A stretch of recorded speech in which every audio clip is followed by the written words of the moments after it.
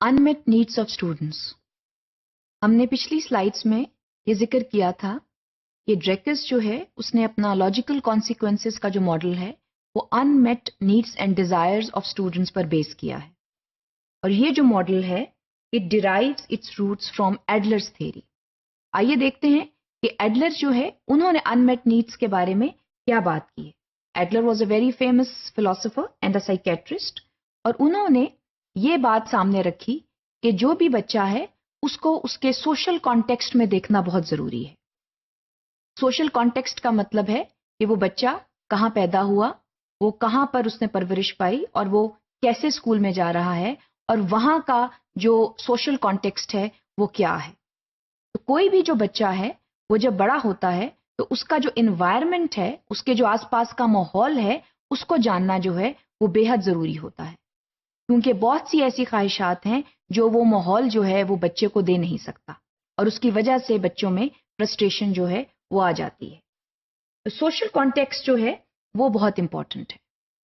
اس کے علاوہ جو ایڈلر ہے انہوں نے اس چیز کے اوپر بہت فوکس کیا کہ یہ تک جاننا ضروری ہے کہ پیرنٹ کی ایجوکیشن کیا ہے، پیرنٹس جو ہیں وہ کتنے ایجوکیٹڈ ہیں، اگر جو بچے ہیں ان کا اپنے سبلنگز میں کیا نمبر ہے، وہ کیا وہ سب سے بڑے ہیں، کیا وہ درمیان میں ہیں، یا وہ سب سے چھوٹے ہیں.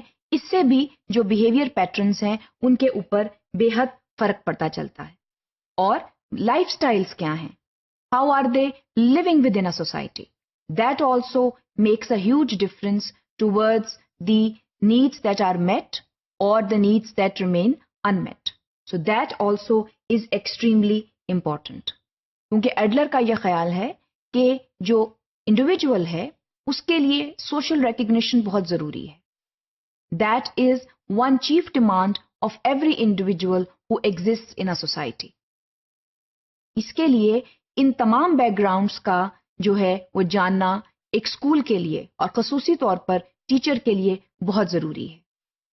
بعض اوقات پیرنٹس جو ہیں وہ ایک خاص بچے کو پریفر کرتے ہیں، اور بعض اوقات some children they get neglected at home, اور اس کی جو فرسٹریشن ہے بعض اوقات وہ اسکول میں آ کر نکلتی ہے.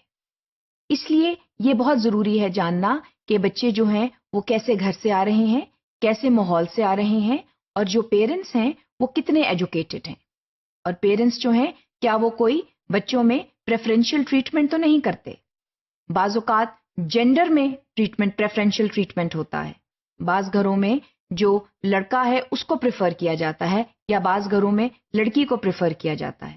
تو اس لیے ان سب چیزوں کا اسکول کو جاننا بے حد ضروری ہے.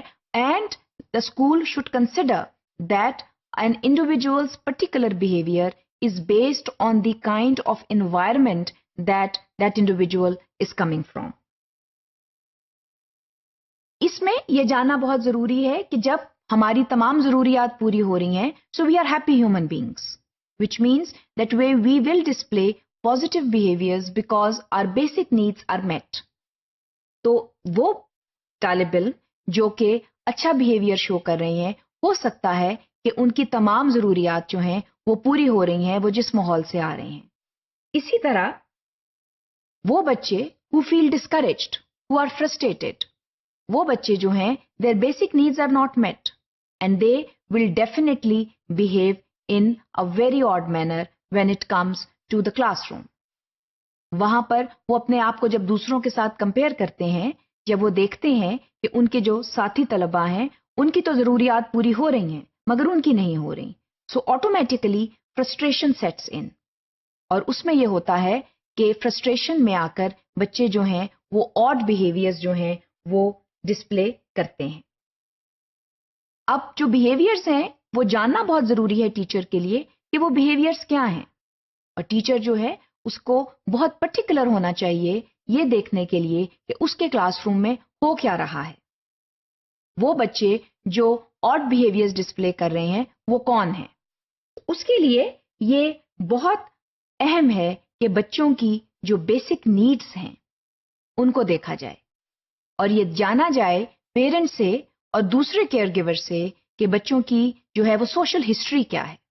Because on that social history is built other behavior patterns of students that are displayed in the classrooms.